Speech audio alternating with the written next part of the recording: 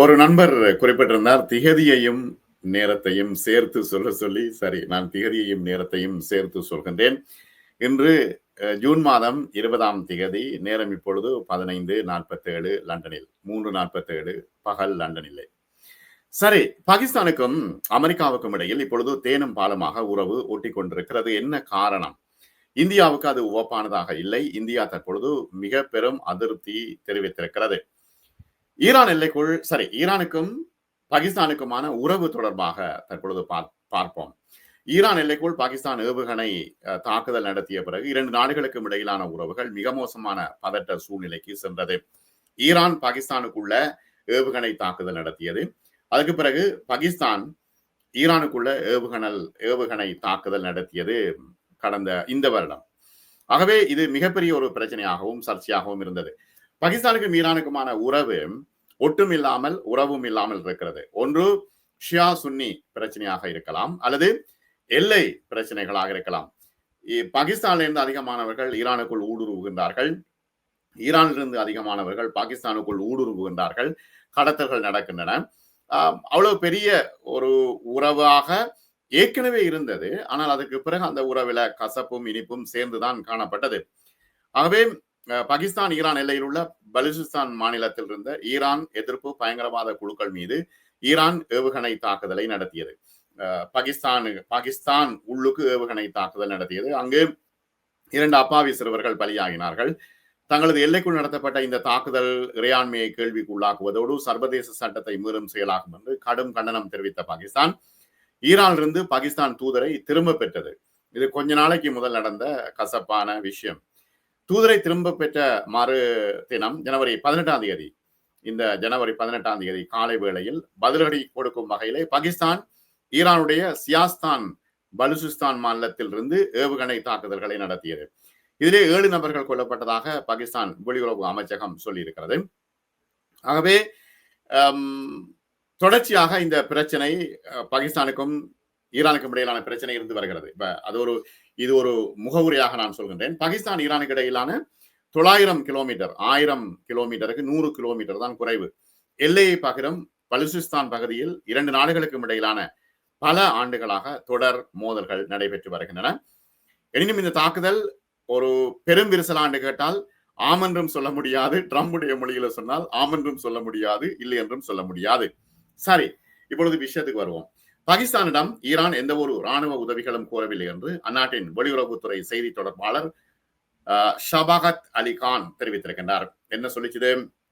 Iran சொன்னது, பாகிஸ்தானிடம் நாங்கள் உதவிகள் கோரியிருக்கிறோம், தேவையென்றா அணு ஆயுதத்தையும் அவர்கள் பாவிப்பதற்கு தயாராக இருக்கிறார்கள் இஸ்ரேல் மீது என்று. இது டூ மச். என்னென்னா, அணு ஆயுதத்தை பாவிப்பதற்கு இப்பொழுது உடனடியாக யாரும் தயாராக இல்லை. அது பெரும் விளைவுகளை ஏற்படுத்தும், உலகளாவிய ரீதியில் பெரும் பிரச்சனை ஏற்படுத்தும். சரி, ஈரான் குறித்து பாகிஸ்தானின் நிலைப்பாடு தெளிவாக இருக்கிறது, வெளிப்படையாக இருக்கிறது. நாங்கள் ஈரான் அரசுக்கு எங்களது முழு தார்மீக ஆதரவையும் வழங்குகிறோம் என்று வெளிவிவகார செய்தி தொடர்பாளர் ஷபகத் அலிகான் தெரிவித்திருக்கின்றார். ஈரான் மீதான தாக்குதல்களை கண்டிக்கின்றோம். இதனைத் தொடர்ந்து ஈரானிலிருந்து வெளியேறும் அகதிகளுக்கு அடைக்கலம் கொடுப்பது குறித்து ஈரான் அரசிடமிருந்து எந்த ஒரு வேண்டுகோளும் முன்வைக்கப்படவில்லை என்று பாகிஸ்தான் சொல்கிறது. ஈரானுக்கு அவர்களை தற்காத்துக் கொள்வதற்கான உரிமை இருக்கிறது என்று பாகிஸ்தான் சொல்கிறது. இதெல்லாம் ஆரம்பகட்ட விஷயங்கள். இஸ்ரேலின் நடவடிக்கைகள் அனைத்தும் சர்வதேச சட்டம் மற்றும் ஐக்கிய நாடுகள் விதிமுறைகளுக்கு எதிரானவை என்று கூறி ஈரானுக்கு எதிரான இஸ்ரேலின் தாக்குதல்களை 21 இஸ்லாமிய நாடுகள் கூட்டாக நிராகரித்துள்ளன. இந்த நிலையில் பாகிஸ்தான் தூதரகத்தில் தெஹ்ரானில் சிக்கியுள்ள பாகிஸ்தானியர்களை வெளியேற்றும் நடவடிக்கையில் பாகிஸ்தான் ஈடுபட்டிருக்கிறது. ஈரானில் உள்ள பாகிஸ்தான் தூதரகத்தில் இருக்கிறார்களே, அவர்களை 3000 பாகிஸ்தானியர்களை வெளியேற்றுவதற்கான நடவடிக்கைகள் ஏற்படுத்தப்பட்டன. இப்பொழுது அவர்கள் தாயகம் திரும்பி இருக்கிறார்கள். சரி, ஈரான் மீதான இஸ்ரேலின் தாக்குதல்கள் அனைத்தும் மத்திய கிழக்கு பகுதிகளில் மிக பெரிய அளவிலான பாதிப்புகளை உண்டாக்கக்கூடும் என்பதை வலியுறுத்தி பாகிஸ்தான் துணை பிரதமர் இஷாக் தார் ஈரான், துருக்கி, எகிப்து, ஐக்கிய அரபு அமீரகம் மற்றும் பிரிட்டன் ஆகிய நாடுகளின் வெளியுறவுத்துறை அமைச்சர்களுடன் உரையாடியுள்ளதாக தெரிவிக்கப்படுகிறது. ஆனால் தற்பொழுது உள்ள மிகப்பெரிய விஷயம் என்ன? பல ஆண்டுகளாக ராஜதந்திர ரீதியில் கடும் முடக்கத்தில் இருந்த அமெரிக்கா பாகிஸ்தான் உறவுகள் தற்பொழுது மிக பிரகாசமாக பூர்த்து வருவதை நாம் பார்க்கின்றோம். பாகிஸ்தான் ராணுவ தளபதி ஜெனரல் அசீம் முனீருக்கு டொனால்ட் ட்ரம்ப் அளித்த உற்சாக வரவேற்பு உலகளாவிய ரீதியில் பார்க்கப்படுகிறது. என்னன்னா இப்பொழுது பாகிஸ்தான் ஜெனரலுக்கு ஒரு ஜெனரலுக்கு வெள்ளை மாளிகையில அவர் வழங்கிய விருந்துபசாரம் ஒரு பெரிய விஷயமா பார்க்கப்படுகிறது. அவர் அவர் தேவையான பார்ப்பார், இல்லாடி பார்க்க மாட்டார்.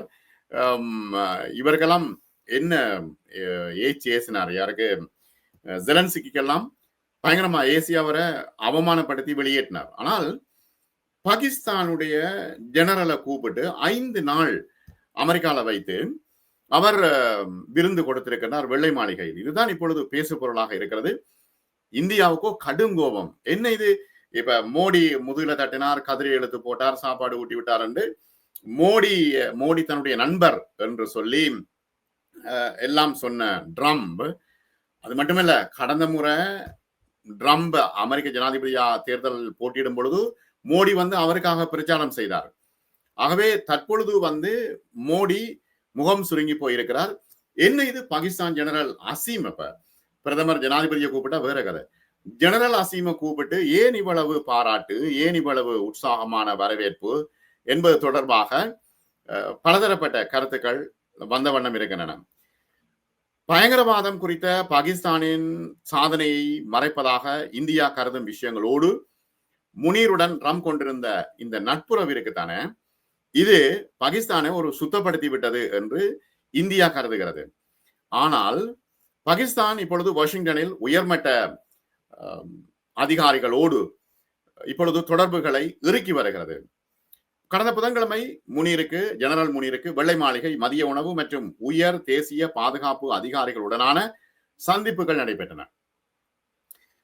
இதற்கிடையில் செவ்வாய்க்கிழமை அன்று இந்தியாவுக்கு இது என்னென்று விளங்குதில் ஆச்சரியமா இருக்குது, ஏன் பாகிஸ்தான். ஆனால் ஒரே ஒரு விஷயம் என்னென்னா, இஸ்ரேலை ஈரான் கடுமையாக தாக்கி அழித்துக் கொண்டிருக்கின்ற இந்த சூழ்நிலையில் பாகிஸ்தான் ட்ரம்புக்கு தேவை. அதை குறித்து வைத்துக் கொள்ளுங்கள். பாகிஸ்தான் ட்ரம்புக்கு தேவை. ஏன் ட்ரம்புக்கு தேவை என்றால், பாகிஸ்தான் போர்டர் நான் சொல்றேன் தானே, ஈரான் 900 கிலோமீட்டர் போர்டரை கொண்டிருக்கிறது. சில நேரம் தரைப்படை மூவ் பண்ண வேண்டுமெண்டா பாகிஸ்தானுக்கு உள்ளால மூவ் பண்றதுக்கான ஒரு வாய்ப்பை பாகிஸ்தானோடு தேனும் பாலுமாக இருந்தால்தான் அது சாதகமாக்கி கொள்ள முடியும். அடுத்தது, பாகிஸ்தானிலிருந்து ஈரானுக்கு அவர்கள் செட்டிலைட்ல பார்த்து கொண்டிருப்பார்கள். ஈரானுக்கு ஆயுதங்கள் போகக்கூடிய வாய்ப்பு அதிகமாக இருக்கிறது. வேற வேற விதமா போகக்கூடிய வாய்ப்புகள் இருக்கிறது. அப்ப அதையும் தடுக்கணும். ஈரானுக்கும் பாகிஸ்தானுக்கும் இடையிலான உறவை மட்டுப்படுத்தி வைக்க வேண்டும். அதனால் இப்பொழுது ட்ரம்ப் ஜெனரல் முனீரை கட்டி அணைக்கிறார், விருந்து கொடுக்கிறார். இவ்வளவு மிகப்பெரிய பிரச்சனை இருக்கு. இப்ப பாகிஸ்தான் என்ன செய்ய போகிறது என்ற கேள்வி இருக்கிறது. இப்ப ஈரானுக்கு எதிராக செயல்பட போகிறதா, மௌனமாக இருக்க போகிறதா? இப்ப அறிக்கைகள் விடலாம், கண்டன அறிக்கைகள் சும்மா விடலாம், துருக்கி விடுற மாதிரி விடலாம்.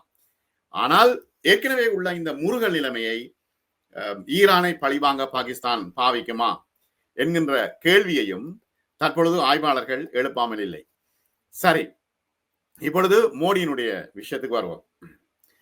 பிரதமர் மோடி செவ்வாய்க்கிழமை அன்று ட்ரம்போடு ஒரு தொலைபேசி அழைப்பிலே பேசியிருக்கின்றார். மே மாதம் இந்தியாவுக்கும் பாகிஸ்தானுக்கும் இடையிலான 4 நாள் மோதலில் தனிப்பட்ட முறையிலே சமாதானத்தை ஏற்படுத்தியதாக தொடர்ச்சியாக இப்ப நான் ஒரு 20 தடவை சொல்லிட்டார் ட்ரம்ப். அமெரிக்க ஜனாதிபதி தொடர்ச்சியான கூற்றுக்களை மோடி கடுமையாக நிராகரித்திருக்கின்றார் என்று இந்திய பத்திரிகைகள் சொல்கின்றன. அப்ப இந்த பேச்சு முடிந்தவுடனே மோடி அவர் சொன்னார், அவர் ஒரு நல்ல மனிதர் என்று மோடியை சொன்னார். ஆனால் இந்த தீவிரமான போரை நிறுத்துவதில் ஜெனரல் முனீர் மிகவும் செல்வாக்கு, அவரை மோடியை சொன்னார் நல்ல மனிதர் என்று, இவரை சொல்றார் மிகவும் செல்வாக்கு மிக்கவர் என்று ட்ரம்ப் சொன்னார். தான் பாகிஸ்தானை நேசிக்கிறேன் என்று ட்ரம்ப் சொன்னார். பாகிஸ்தானுக்கும் இந்தியாவுக்கும் இடையிலான போரை நிறுத்தினேன் என்று சொன்னார். அப்ப தொலைபேசி அழைப்பில் அவ்வாறு மோடியோடு பேசிவிட்டு நேரடியாக இவ்வாறு கூறுகின்றார். பாகிஸ்தானுடைய நண்பன், பாகிஸ்தான் இவர் முனீர் அற்புதம், முனீர் செல்வாக்கு மிக்கவர், சரிதானே, பாகிஸ்தான்ல ராணுவம் தானே செல்வாக்கு மிக்கது என்ற விஷயங்களும் சொன்னார். வாஷிங்டனில் ஜெனரல் முனீருக்கு சிவப்பு கம்பள வரவேற்பு கொடுக்கப்பட்டது. அமெரிக்க மத்திய கட்டளையில் இருந்து அதிக பாராட்டு, மூலோபாய மறுசீரமைப்பு தொடர்பாக பேசியிருக்கிறார்கள், அதிகமா பாராட்டி இருக்கின்றார்கள். நான் நினைக்கிறேன் இதுல ஒரு முக்கியமான விஷயம் என்னன்னா, இந்த யுத்தத்துல இவர்களுடைய இவர்களுடைய பைலட்டுகளுடைய அந்த நுணுக்கம், வேகம், இந்தியா ஆபரேஷன் சிந்தூர்ல இந்தியாவை தாக்கிய விதம் தொடர்பாக அவர்கள் சேட்டலைட்டு மற்ற ஆதாரங்கள், ஆய்வுகள் தொடர்பாக அவர்கள் பார்த்திருப்பார்கள். ஆகவே அதன் காரணத்தினால் முனீரை பாராட்டுகின்றார்களா என்ற கேள்வியும் எழுகிறது. ஆனா என்னதான் இருந்தாலும் நீங்க என்ன பாராட்ட வாங்கினாலும் நீங்க ட்ரம்போட ஒற்றுமையாக இல்லாட்டி அவர் மற்ற பக்கம் திரும்பிடுவார். மத்திய கட்டளை தலைவரான ஜெனரல் மைக்கேல் இ குரில்லா சமீபத்திலேயே அமெரிக்காவுடைய மத்திய கட்டளை தலைவர் பாகிஸ்தானை மிகச்சிறந்த பயங்கரவாத எதிர்ப்பு கூட்டாளி என்று அழைத்தார். எல்லாரும் சொல்றார்கள் இந்தியா சொல்லுது பாகிஸ்தான் பயங்கரவாதத்தை ஊக்குவிக்கிறது என்று. ஆனால் பயங்கரவாத எதிர்ப்பு கூட்டாளி என்று சொல்லி மத்திய கட்டளை தலைவர் ஜெனரல் முனீர சொல்றார். அந்த விஷயங்கள் தொடர்ச்சியாக பேசப்பட்டு வருகின்றன. இப்ப நான் அதை பற்றி விவரமா சொன்னா நீண்டுவிடும். அமெரிக்காவுக்கு மிகவும் நம்பகரமான பங்காளியாக இந்தியா தன்னை நிலைநிறுத்திக் கொண்டிருக்கிறது. ஆனால் பாகிஸ்தான் தற்பொழுது பாகிஸ்தான் ஜெனரலே ட்ரம்போடு நெருங்கி விட்டார். இது இந்தியாவுக்கு மிகவும் வயிற்றெரிச்சலையும் அது மட்டுமல்ல மிகவும் ஆத்திரத்தையும் அவர்களுக்கு கொடுக்கிறது. இப்ப ஏற்கனவே ஜோ பைடன் சொன்னார் உலகின் மிகவும் ஆபத்தான நாடு பாகிஸ்தான் என்றார். ட்ரம்ப் ஏற்கனவே சொல்லியிருந்தார் பொய்கள் மற்றும் வஞ்சகத்தை தவிர வேறு எதையும் வழங்கவில்லை என்று. ஆனால் தற்பொழுது கட்டி அணைத்துக் கொண்டிருக்கின்றார். இது எங்க போய் முடிய போகுதுன்னு தெரியல. ஆனால் என்ன பிரச்சனைடா, இப்ப ஈரான் போர் நடைபெற்றுக் கொண்டிருக்கிற சந்தர்ப்பத்தில் பாகிஸ்தானுக்கும் அமெரிக்காவுக்கும் இடையிலான இந்த உறவு மிக முக்கியமாக பார்க்கப்படுகிறது.